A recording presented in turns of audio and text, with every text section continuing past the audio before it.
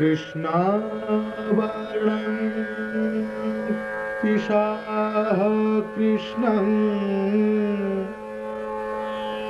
Shangupangastru Parshadam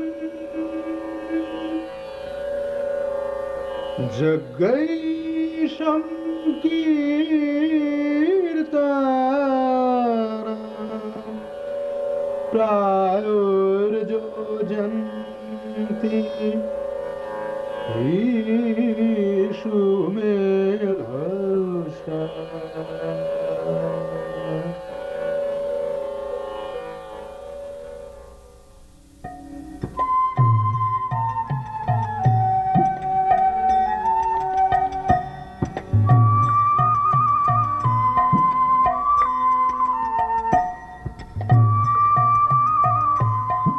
From high in the snowy Himalayas, the sacred river Ganges flows across the plains of India for 1,600 miles before it reaches Mayapur in Navadvip, West Bengal. In this holy land is a temple that marks the birthplace of Sri Chaitanya. Today, pilgrims journey to Mayapur annually to celebrate the anniversary of Lord Chaitanya's appearance.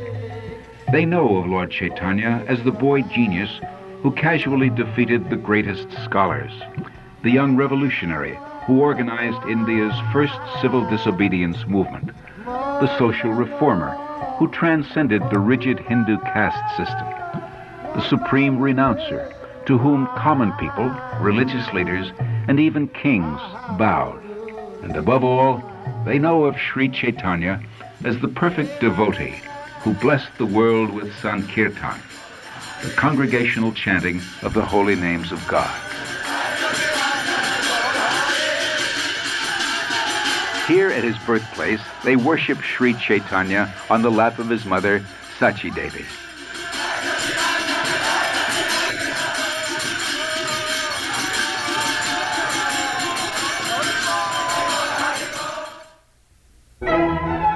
'15th century Europe. The Renaissance was turning people's vision from God to man, from religion to humanism, from a search for the self to a search for unexplored continents. But in India, Sri Chaitanya and his associates were to shift people's vision back to God and make God's love accessible to everyone. Their lives would exemplify Krishna's immortal teachings in Bhagavad Gita. Theirs was a renaissance in bhakti, devotion to Lord Krishna. In the year 1202, Navadvip was the first city in Bengal to be captured by Muslim conquerors. Despite foreign rule, Navadvip's people, masters at their occupations, were blessed with wealth and happiness. Navadvip's fame as a center of learning attracted students and erudite teachers from various countries. But pride in scholarship and material opulence brought forgetfulness of spiritual culture. Seeing the people of the world overcome by materialism, the powerful sage Advaita Acharya prayed for the Supreme Lord to descend and create a rebirth of spiritual devotion. Sri Sri Govindar Charane Nivedayami Namah. On the evening of February 18, 1486, there was an eclipse of the full moon over India. Millions of Hindus stood waist deep in the holy rivers, jubilantly chanting the holy names of God. At this auspicious time, Sri Chaitanya was born.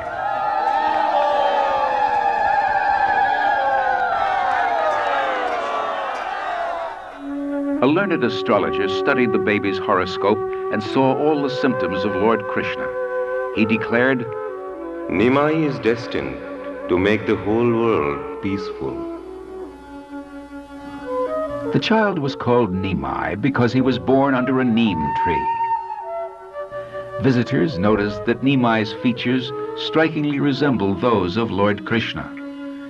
When the beautiful infant cried, only the loud chanting of Krishna and Hari would make him stop.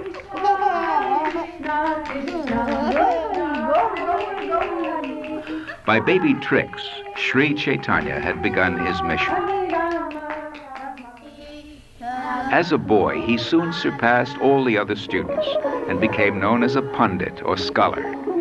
At 16, Nimai Pandit opened his own school and attracted many pupils.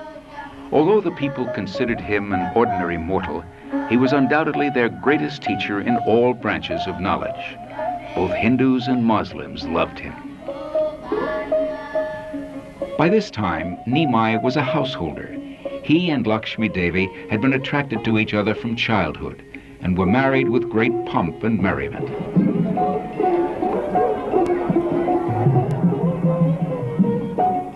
One day, Keshava Kashmiri, a proud and brilliant scholar who was undefeated in debate, came to Navadvip. Nimai met him on the bank of the Ganges and easily defeated him. That night in a dream, Saraswati, the goddess of learning, told Keshava Kashmiri, My dear Keshava, Nimai is the ultimate source of all your learning. He is your supreme lord, Sri Krishna himself. The next day, Keshava humbly surrendered to Nimai and became his follower. Nimai Pandit's victory became a household topic. The year 1508 marked a turning point in Nimai Pandit's life. On a pilgrimage to Gaya, he met a great spiritual master named Ishwara Puri and received spiritual initiation from him. Ishwara Puri told Nimai, If you want to make spiritual progress, simply chant Hare Krishna. There is no religious method more sublime in this age than Sankirtan, or glorifying God by chanting His holy names. Nimai began chanting and returned to Bengal full of ecstatic love for Krishna.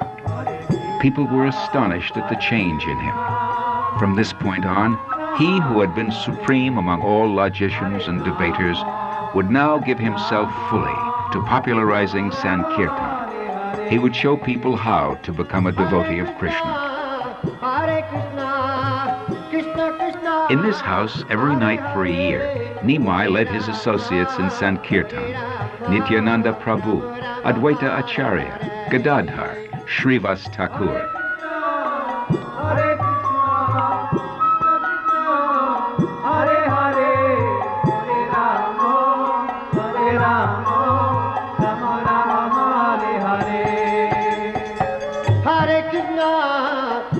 One night, Nimai revealed to his followers that he was the Supreme Lord Sri Krishna, the source of all incarnations. Thus, all the devotees became fully confident that Nimai was the Supreme Personality of Godhead. One of Nimai's associates was Haridas Thakur. Imbued with love of God, Haridas chanted Hare Krishna with implicit faith and purity throughout the day and night. But he was rejected by caste-conscious Hindus because of his Muslim birth. Nimai, however, recognized Haridas as an exalted devotee. Another close associate of Nimai was Nityananda Prabhu. Every day, Nityananda and Haridas went from house to house, asking everyone they met to chant the holy name of the Lord. One day they approached Jagai and Madhai, two drunken brothers. The enraged Madhai attacked Nityananda with a broken pot. Nimai rushed to the spot and invoked his divine weapon to kill Jagai and Madhai. But Nityananda implored Nimai to extend his mercy. The brothers, moved by Nityananda's compassion, surrendered at Nimai's feet and gave up their sinful ways. The spiritual ecstasy of chanting could no longer be contained. It burst forth in the minds and hearts of the people of Navadvip.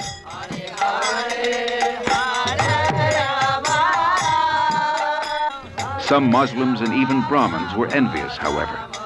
They complained to Chand Qazi, the Muslim magistrate, and one night the Qazi raided a devotee's home, angrily broke a drum and declared, Next time someone chants, I will confiscate all his property. Nimai's response was bold and fearless.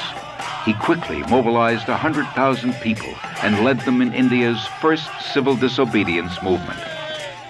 They soon reached the home of the Qazi, who only then realized the popularity of young Nimai's Sankirtan movement.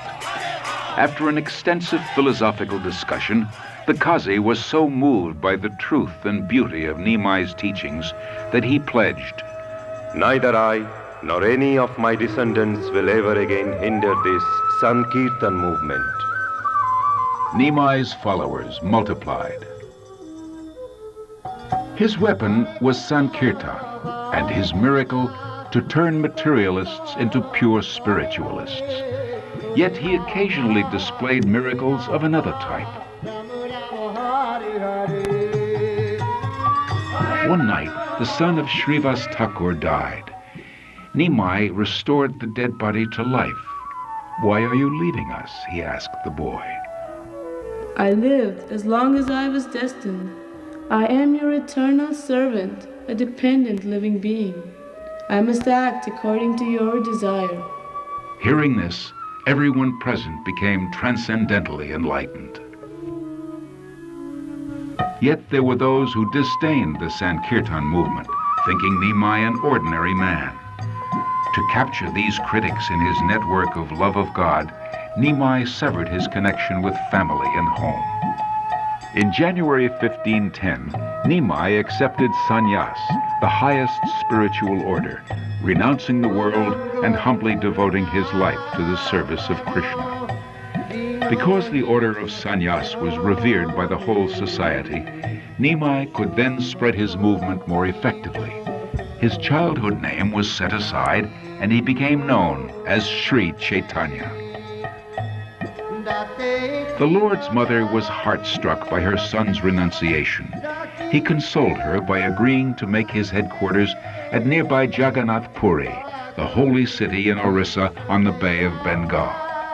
With 4 others, Sri Chaitanya walked along the banks of the Ganges toward Puri, stopping on the way to visit temples and hear about the pastimes of Lord Krishna and his devotees.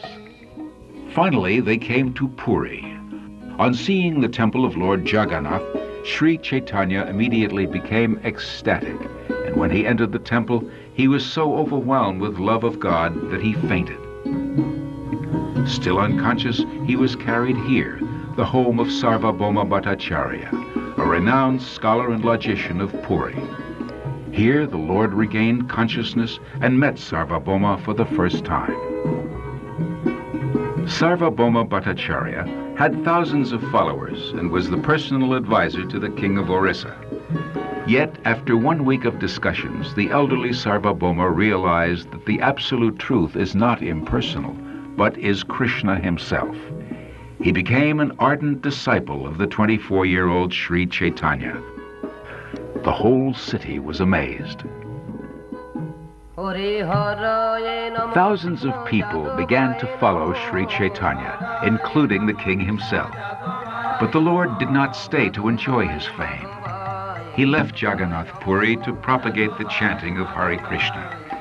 He embarked on a 2-year, 4,000-mile walking pilgrimage to the holy places of South India. In one village, a devotee named Vasudev, who was suffering from leprosy, went to see Sri Chaitanya. But Vasudev arrived too late. Hopelessly disappointed, he fell unconscious. Suddenly, Sri Chaitanya returned and embraced Vasudev, curing his leprosy. The Lord visited the Jayadhanashringa temple and offered his respectful obeisances on seeing the half-man, half-lion deity of Lord Nishringa in the temple.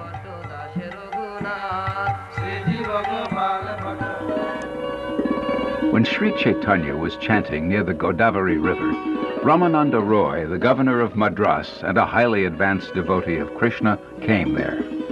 Sri Chaitanya and Ramananda Roy spent many hours discussing Lord Krishna's pastimes.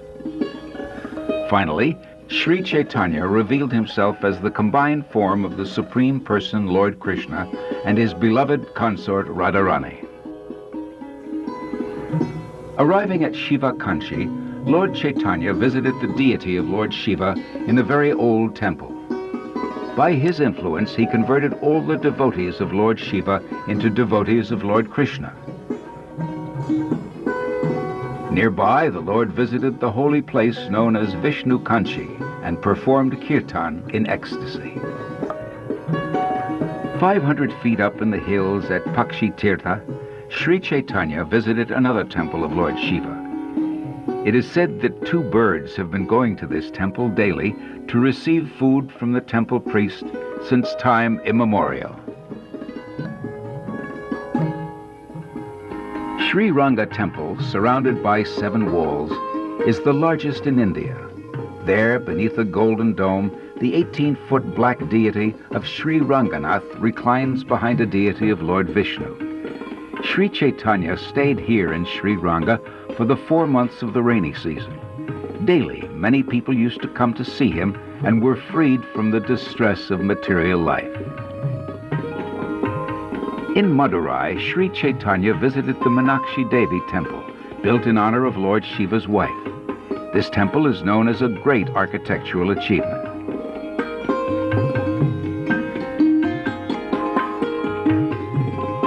The Lord saw the Malaya Parvata mountain range at Cape Comorin, the southernmost tip of India. Then he headed north, back to Puri. On the way, he became ecstatic when he reached the Adi Keshava temple, where a small deity circumambulates the area every day.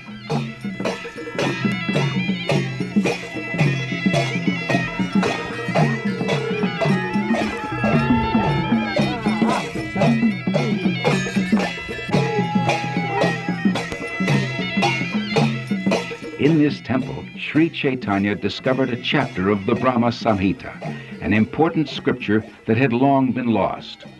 The Lord copied it and took it with him, considering it a most valuable jewel.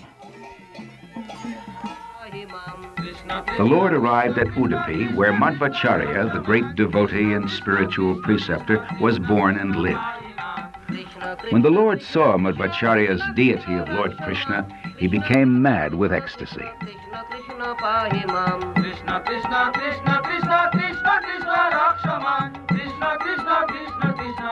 As the Lord passed through towns and villages, many people came to see him.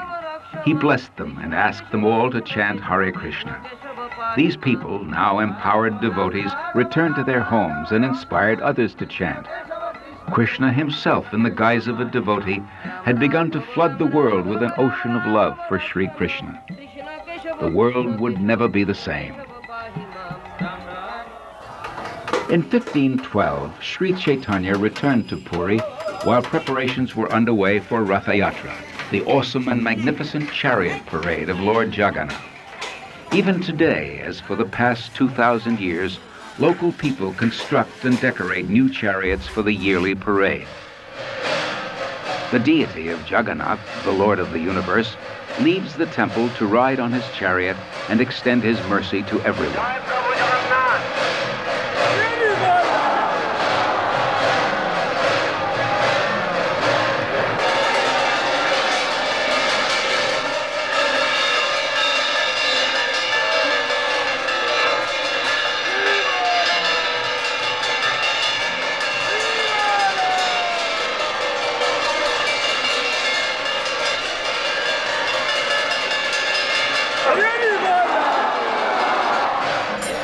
Accompanying Jagannath on similar chariots are his elder brother Balaram and his sister Subhadra.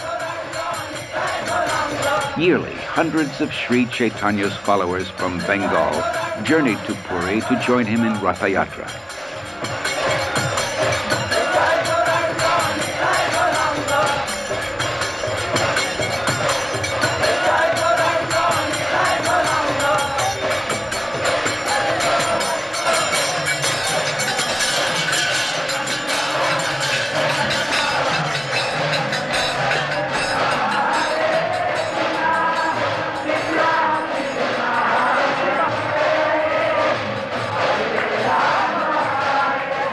Sri Chaitanya organized his devotees into 7 groups of chanters and placed them around the huge chariots. Even Jagannath himself was astonished by the dancing of Sri Chaitanya. He brought his chariot to a standstill to watch with unblinking eyes.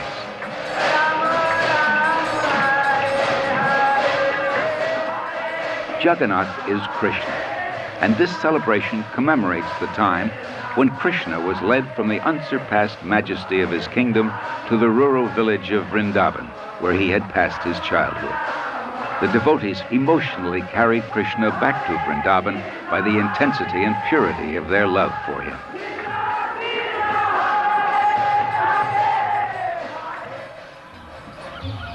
Vrindavan, where pure love for Krishna fills every heart.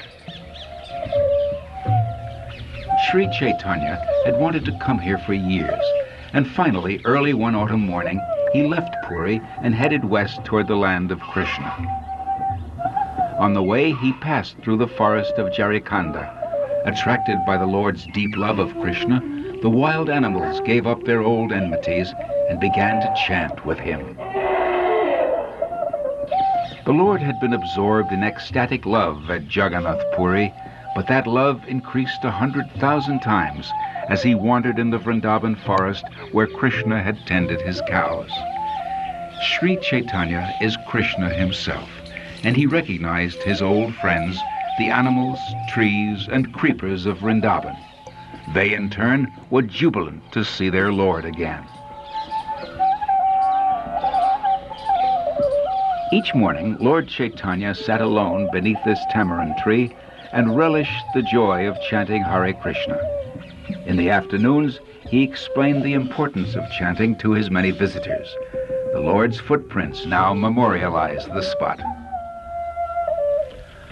Lord Chaitanya asked two of his closest associates, Rupa and Sanatan Goswami, to live in Vrindavan, excavate the lost holy places of Krishna's pastimes, and write books about Krishna consciousness. Rupa and Sanatan, along with 4 other inspired and scholarly Goswamis, contributed the largest and most consistent body of spiritual literature known in the world. They established temples and taught Krishna consciousness by their exemplary lives. For 6 years, Lord Chaitanya had traveled extensively in India.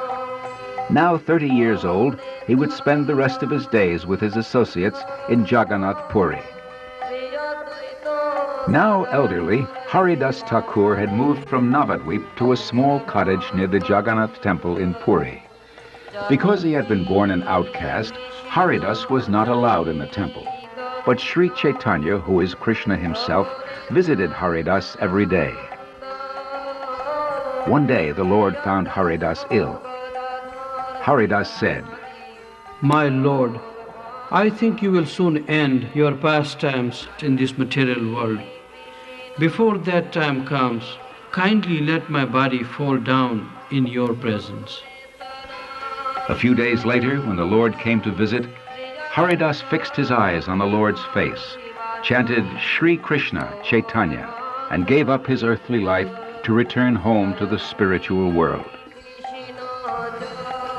Out of love for this unparalleled devotee, Sri Chaitanya took Haridas's dead body and began to dance, while the entire city chanted Hare Krishna.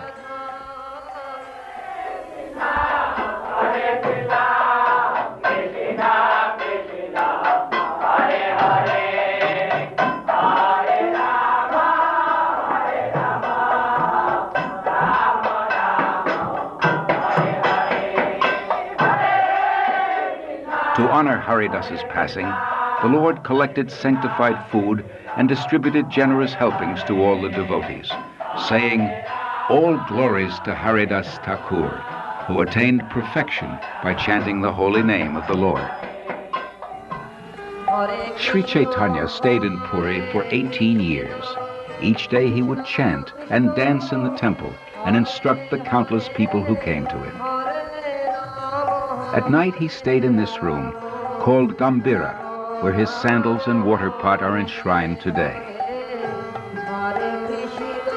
Overwhelmed by the glorious sweetness of ecstatic love for Krishna, he experienced inconceivable transcendental emotions. One night, Sri Chaitanya happily wandered in a garden that resembled Vrindavan. Suddenly he saw Lord Krishna.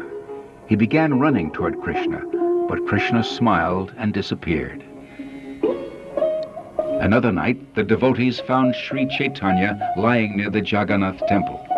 The Lord was unconscious in the ecstasy of sadness, feeling separation from Krishna. The year 1534. One day, devotees saw Sri Chaitanya, now 48, enter a temple of Krishna. He never came out. He had amalgamated himself with the deity of Krishna on the altar. Thus, the Lord concluded his pastimes on earth and returned to his eternal abode in the spiritual world.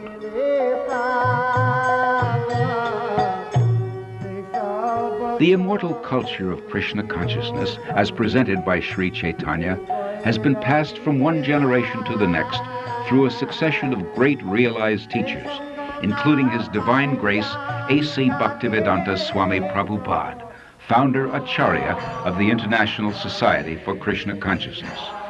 Srila Prabhupada wrote more than 60 books on Lord Chaitanya and Krishna consciousness. He founded schools, temples, and farming communities on 6 continents. He installed deities of the Supreme Lord throughout the world, and he inaugurated the chariot parade and distribution of sanctified food worldwide. It was Srila Prabhupada who carried Sri Chaitanya's storehouse of love of God beyond the shores of India and began to fulfill Sri Chaitanya's prediction, "One day my names will be chanted in every town and village in the world." In 1984, Srila Prabhupada's disciples began an 18-month walking pilgrimage, retracing Lord Chaitanya's route throughout India, reminding millions of his great spiritual message.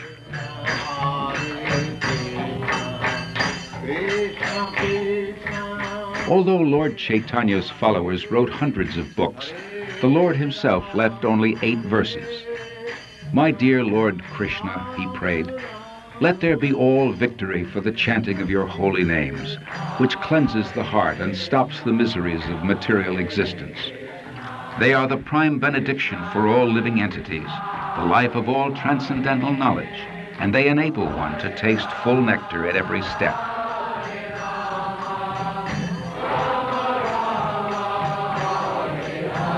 Oh, my Lord, when will my eyes be filled with tears of love as I chant your holy names? Because of separation from you, I consider a moment like a great millennium. You may embrace me tightly or make me broken-hearted by not being visible to me. You are completely free to do anything and everything, but you are my worshipable Lord, unconditionally.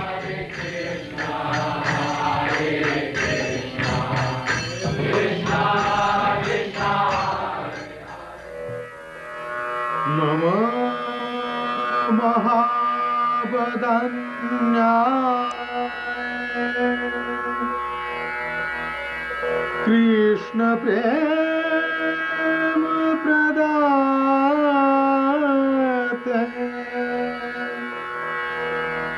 Krishna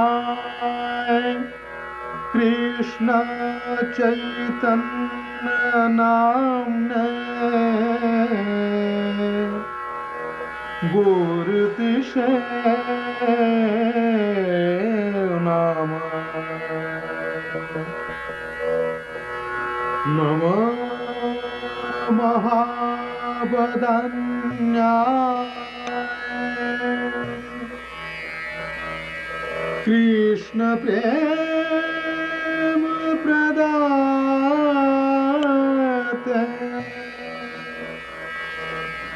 Krishna Krishna Chaitanya Namne